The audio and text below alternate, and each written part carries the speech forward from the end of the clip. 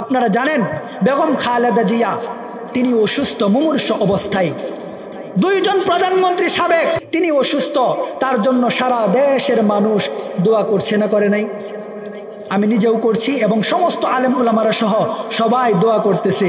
প্রক্ষান্তরে দেশের সাবেক আরেকজন প্রধানমন্ত্রীও আছে যার জন্য মানুষ দোয়া করবে তো দূরের কথা, নাম শুনলেই কিনা হয়, ঠিক না বে ঠিক? এর কারণ কি?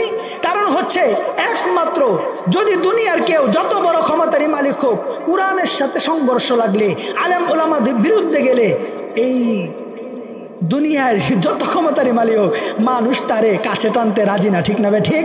তবে খালেদা জিয়ার ব্যাপারে আমার ছোট্ট একটা কথা না বললেই নয়। আমার এই পর্যন্ত আমি কোনোদিন বেগম খালেদা জিয়াকে ইসলাম নিয়ে কটু কথা বলতে এখন পর্যন্ত শুনি নাই। আপনারা শুনছেন কিনা মালিক ভালো জানে। সর্বশেষ আল্লাহ পাক এই নারীটাকে পরিপূর্ণ সুস্থতা দান করুন, সকলে বলি আমিন।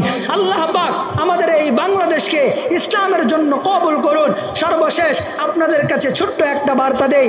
বাংলাদেশ স্বাধীনতা 53 বছর পার করে 54 বছর চলছে।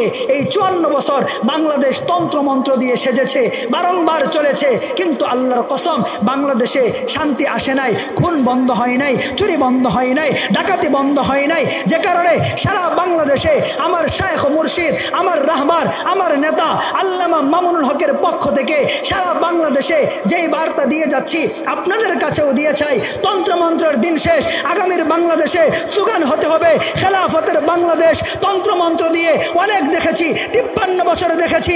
আগামীর বাংলাদেশে আমরা আর কোনো তন্ত্রমন্ত্র দেখতে চাই না। আগামীর বাংলাদেশ আমরা সাজাতে চাই আল্লাহর কোরআন দিয়ে, ঠিক কিনা বলেন?